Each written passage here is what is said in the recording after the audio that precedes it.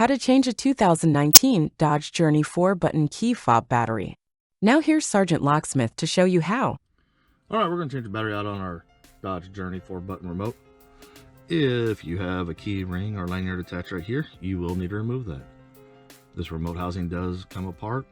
Also, you will need a flat tip screwdriver and the CR2032 battery. Go and flip it over. You notice you got your emergency key blade release right here. And do the spring loaded. Pull it towards you. Set the battery to the side. And when you look down, this is where the key blade came out. And you got this indentation here. Put your flat tip screwdriver right in there. Hold your remote firmly. Take your flat tip screwdriver. You're going to twist, not pry. The housing popped. Set it back down. And the reason why I suggest doing that is that way your circuit board doesn't pop out. If it does, you can set it back in. You have that one hole that lines this up.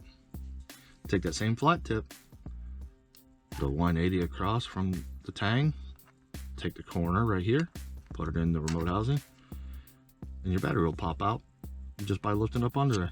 This is your CR2032 battery. This is a new remote, so I will put this battery back in. Reverse process, you set it in, push against, there's spring tension, make sure she's seated properly. And let's squeeze the two halves together.